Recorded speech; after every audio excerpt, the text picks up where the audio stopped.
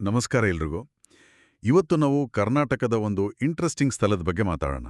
ಹಿರಿಯೂರು ಅಂತ. ವೇದಾವತಿ ನದಿ ದಡದಲ್ಲಿದೆ. ಕೇಳಿದ್ದೀರಾ? ಹೌದು, ನಮಸ್ಕಾರ. ಹಿರಿಯೂರು ಅಂದ್ರೆ ಚಿತ್ರದುರ್ಗ ಜಿಲ್ಲೆಯಲ್ಲಿದೆ ಅಲ್ವಾ? ಹೌದು, ಅದೇ. ಇದು ಅಯೋಧ್ಯೆ ಅಥವಾ ಹಸ್ತಿನಾಪುರದಷ್ಟು ದೊಡ್ಡ ಹೆಸರು ಮಾಡಿಲ್ಲಾದ್ರಬಹುದು.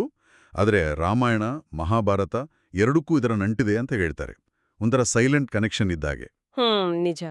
ಆ ಕನೆಕ್ಷನ್ಗಳನ್ನೇ ಇವತ್ತು ಸ್ವಲ್ಪ ಆಳವಾಗಿ ನೋಡೋಣ ಅಂತಿದ್ವಿ ಅಲ್ವಾ? ಖಂಡಿತ.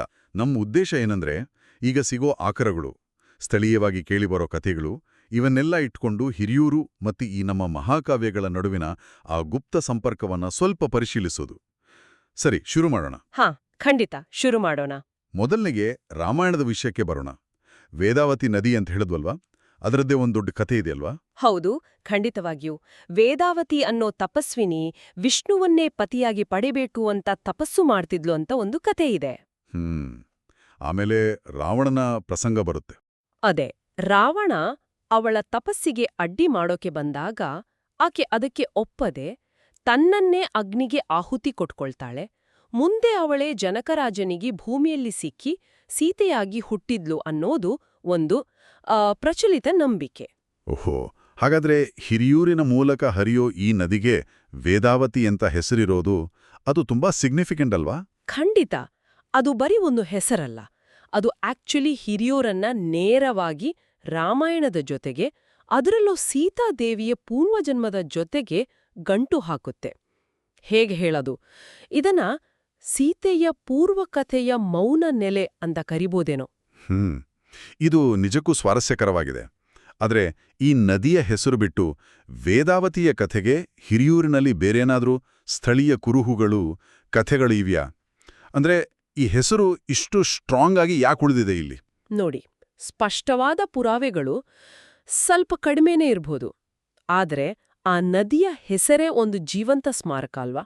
ಮತ್ತೆ ಸ್ಥಳೀಯ ಜನಪದ ಕಥೆಗಳಲ್ಲಿ, ಅಲ್ಲಿನ ಜನರ ನಂಬಿಕೆಗಳಲ್ಲಿ ಆ ನದಿಯ ಪಾವಿತ್ರ್ಯತೆ, ಅದರ ಸುತ್ತ ಹುಟ್ಕೊಂಡಿರೋ ಸಣ್ಣಪುಟ್ಟ ಕಥೆಗಳು, ಇವೆಲ್ಲ ರಾಮಾಯಣದ ಈ ಎಳೆಯನ್ನ ಜೀವಂತವಾಗಿಟ್ಟಿವೆ. ಅಂದ್ರೆ ತಲೆಮಾರುಗಳಿಂದ ಬಂದ ನಂಬಿಕೆಗಳು. ಹೌದು, ಅದೇ ಆ ಕಥನವನ್ನ ಈ ನೆಲದಲ್ಲಿ ಗಟ್ಟಿಗೊಳಿಸಿದೆ ಅಂತ ಹೇಳಬಹುದು. ಸರಿ, ಹಾಗಾದರೆ ರಾಮಾಯಣದ ಸಂಪರ್ಕದ ಬಗ್ಗೆ ಒಂದು ಚಿತ್ರಣ ಸಿಕ್ತು. ಈಗ ಮಹಾಭಾರತದ ಕಡೆಗೆ ಲೋಡೋಣ. ಈ ಜಾಗ ಮಹಾಭಾರತದ ಕಾಲದಲ್ಲೂ ಏನೋ ಪ್ರಾಮುಖ್ಯತೆ ಹೊಂದಿತ್ತು ಅನ್ನೋ ನಂಬಿಕೆಯೂ ಇದೆ ಅಲ್ವಾ? ಆದರೆ ರಾಮಾಯಣದಷ್ಟು ಕ್ಲಿಯರ್ ಲಿಂಕ್ ಇದ್ದಾಗೆ ಕಾಣಿಸಲ್ಲ. ಹೌದು, ನೀವು ಹೇಳಿದ್ದು ಸರಿ. ರಾಮಾಯಣದಷ್ಟು ನೇರವಾದ ಸಂಪರ್ಕ ಇಲ್ಲದಿರಬಹುದು, ಆದರೆ ನಂಬಿಕೆಗಳ ಪ್ರಕಾರ. ಕೆಲವರು ಹೇಳ್ತಾರಲ್ಲ, ಮಹಾಭಾರತದ ಯೋಧರು ಬಹುಶಃ ಪಾಂಡವರೇ ತಮ್ಮ ದಕ್ಷಿಣದ ಯಾತ್ರೆಗಳಲ್ಲಿ ಈ ಕಡೆ ಬಂದಿದ್ರು, ಹಿರಿಯೂರು ಮಾರ್ಗವಾಗಿ ಹೋಗಿದ್ರು ಅಂತ. ಹೌದು, ಆ ತರಹದ ಮಾತುಗಳು ಕೇಳಿಬರ್ತವೆ. ಮತ್ತೆ ಈ ವೇದಾವತಿ ನದಿ ತೀರದ ಕಾಡುಗಳಿವೆಯಲ್ಲ, ಆ ಪ್ರದೇಶದಲ್ಲಿ ಹಿಂದೆ ಋಷಿಮುನಿಗಳು ತಪಸ್ಸು ಮಾಡ್ತಿದ್ರು, ಅಲ್ಲಿ ಸಣ್ಣಪುಟ್ಟ ಯುದ್ಧಗಳೂ ಆಗಿವೆ, ಕೆಲವೊಂದು ಅಜ್ಞಾತ ಘಟನೆಗಳು ನಡೆದಿವೆ. ಈ ತರಹದ ಸ್ಥಳೀಯ ನಂಬಿಕೆಗಳು ಇವೆ. ಓಕೆ. ಆದ್ರೆ ಇದನ್ನ ಐತಿಹಾಸಿಕವಾಗಿ ನೋಡೋದು ಹೇಗೆ? ಅಂದ್ರೆ ಕೇವಲ ನಂಬಿಕೆಗಳಷ್ಟೇನಾ? ನೋಡಿ, ಇಲ್ಲಿ ಏನಾಗುತ್ತೆ ಅಂದ್ರೆ, ನೇರ ಐತಿಹಾಸಿಕ ದಾಖಲೆಗಳಿಗಿಂತ ಹೆಚ್ಚಾಗಿ ಸಾಂಸ್ಕೃತಿಕ ಸ್ಮರಣೆ ಅಂದ್ರೆ ಕಲ್ಚರಲ್ ಮೆಮೊರಿ ಅನ್ನೋದು ಮುಖ್ಯವಾಗುತ್ತೆ.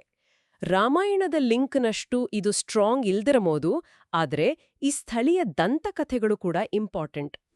ಅಂದ್ರೆ ಇವು ಏನ್ ತೋರಿಸ್ತವೆ ಅಂದ್ರೆ, ಮಹಾಭಾರತದಂತಹ ದೊಡ್ಡ ಕಥಾನಕಗಳು ಬರೀ ಕುರುಕ್ಷೇತ್ರ, ಹಸ್ತಿನಾಪುರಕ್ಕೆ ಸೀಮಿತ ಆಗಿರ್ಲಿಲ್ಲ. ಅವುಗಳ ಪ್ರಭಾವ, ಅವುಗಳ ಕಥೆಗಳು ದೂರದ ಪ್ರದೇಶಗಳ ಜನರ ನೆನಪಿನಲ್ಲೂ ಅವರ ನಂಬಿಕೆಗಳಲ್ಲೂ ಬೆರೆತು ಹೋಗಿವೆ ಅನ್ನೋದನ್ನ ಇದು ಸೂಚಿಸುತ್ತೆ. ಅಂದ್ರೆ ಹಿರಿಯೂರಿನಂತಹ ಸ್ಥಳಗಳು ಕೂಡ ಆ ಮಹಾಕಾವ್ಯಗಳ ವಿಶಾಲವಾದ ಭೂಪಟದಲ್ಲಿ ಎಲ್ಲೋ ಒಂದ್ ಕಡೆ ತಮ್ಮ ಸ್ಥಾನವನ್ನ ಹೊಂದಿವೆ. ಅರ್ಥ ಆಯ್ತು. ಹಾಗಾದ್ರೆ ಒಟ್ಟಾರೆಯಾಗಿ ಹೇಳೋದಾದ್ರೆ, ಹಿರಿಯೂರು ಅನ್ನೋದು ಅದು ಕೇವಲ ಒಂದು ಸಾಮಾನ್ಯ ಪಟ್ಟಣ ಅಲ್ಲ. ಅಲ್ಲಿ ರಾಮಾಯಣ ಮತ್ತೆ ಮಹಾಭಾರತ ಎರಡರ ನೆನಪುಗಳು ಒಂದಲ್ಲ ಒಂದು ರೀತಿಯಲ್ಲಿ ಹಾಸುಹೋಗಾಗಿವೆ. ಒಂದೇ ಜಾಗದಲ್ಲಿ ಎರಡು ಮಹಾಕಾವ್ಯಗಳ ಎಕೋಸ್ ಕೇಳಿಸ್ತವೆ ಅಂದ ಹಾಗಾಯ್ತು. ಖಂಡಿತವಾಗಿಯೂ. ಸಾಮಾನ್ಯವಾಗಿ ನಮ್ಮ ಗಮನವೆಲ್ಲ ದೊಡ್ಡ ದೊಡ್ಡ ನಗರಗಳು, ಮುಖ್ಯ ಪಾತ್ರಗಳು, ಮೇಜರ್ ಘಟನೆಗಳ ಮೇಲೆ ಇರುತ್ತೆ. ಆದ್ರೆ ಹಿರಿಯೂರಿನಂತಹ ಮೊದಲ ನೋಟಕ್ಕೆ ಸಿಂಪಲ್ ಅಂತ ಅನ್ಸೋ ಸ್ಥಳಗಳು ಹೇಗೆ ಈ ಸಾಂಸ್ಕೃತಿಕ ನೆನಪುಗಳ ಪದರಗಳನ್ನ ಕಾಪಾಡ್ಕೊಂಡು ಬಂದಿವೆ ಮತ್ತೆ ಇವತ್ತಿನ ನಮ್ಮ ರಿಯಾಲಿಟಿಯನ್ನ ಆ ಹಳೆಯ ಕಥೆಗಳಿಗೆ ಹೇಗೆ ಬೆಸೀತವೆ ಅನ್ನೋದು ತುಂಬಾ ಆ, ಮುಖ್ಯವಾದ ವಿಚಾರ ಅಲ್ವಾ? ಹೌದೌದು. ಇದು ಮಹಾಕಾವ್ಯಗಳನ್ನ ಅವುಗಳ ಮೂಲ ಜಾಗಗಳ ಆಚೆಗೂ ಅರ್ಥ ಮಾಡ್ಕೊಳ್ಳೋಕೆ ಸಹಾಯ ಮಾಡುತ್ತೆ. ಬಹುಶಃ ನೀವಾವಾಗ್ಲೇ ಹೇಳ್ದ ಹಾಗೆ ಸ್ಥಳೀಯವಾಗಿರೋ ತೇರುಮಲ್ಲೇಶ್ವರ ದೇವಸ್ಥಾನ ಆ ತರಹದ ಜಾಗಗಳು ಈ ಕಂಟಿನ್ಯೂಯಿಟಿಯ ಕುರುಹುಗಳಾಗಿರಬಹುದು. ಅವುಗಳ ಆಚರಣೆಗಳಲ್ಲಿ ಈ ಕಥೆಗಳು ಇನ್ನೂ ಬದುಕಿರಬಹುದು.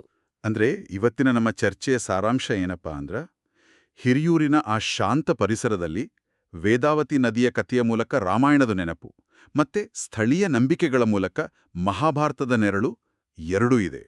ಹೌದು. ಇದು ಕೊನೆಗೆ ಒಂದು ಇಂಟ್ರೆಸ್ಟಿಂಗ್ ಪ್ರಶ್ನೆಯನ್ನ ನಮ್ಮ ಮುಂದೆ ಇಡುತ್ತೆ ನೋಡಿ. ಹೇಳಿ. ಈ ಮುಖ್ಯ ಪಾತ್ರಗಳು ಪ್ರಮುಖ ನಗರಗಳ ಆಚೆಗೆ ನಮ್ಮ ಸುತ್ತಮುತ್ತ ಇಂಥ ಎಷ್ಟು ಹಿರಿಯೂರುಗಳು ಇರಬಹುದು? ಇನ್ನೂ ಹೇಳ್ದೇ ಉಳಿದಿರೋ ಕಥೆಗಳನ್ನ ಅಥವಾ ಮಹಾಕಾವ್ಯಗಳಿಗೆ ನಮಗೆ ಗೊತ್ತಿಲ್ಲದ ಮರೆತೋದ ಸಂಪರ್ಕಗಳನ್ನ ಹೊತ್ಕೊಂಡು ಅವುಗಳನ್ನ ಯಾರಾದ್ರೂ ಬಂದು ಮತ್ತೆ ಹುಡುಕ್ತಾರೆ ಅಂತ ಮೌನವಾಗಿ ಕಾಯ್ತಾ ಇರಬಹುದು. ನಿಜ. ಈ ಥರದ ಸ್ಥಳೀಯ ದಂತಕಥೆಗಳು ಹೀಗೆ ನಿರಂತರವಾಗಿ ಉಳಿದುಕೊಂಡು ಬಂದಿರೋದು ಭೌಗೋಳಿಕ ಗಡಿಗಳನ್ನ ಮೀರಿ ಕಾಲವನ್ನ ದಾಟಿ ನಮ್ಮ ಸಾಂಸ್ಕೃತಿಕ ಗುರುತನ್ನ ರೂಪಿಸೋದ್ರಲ್ಲಿ ಈ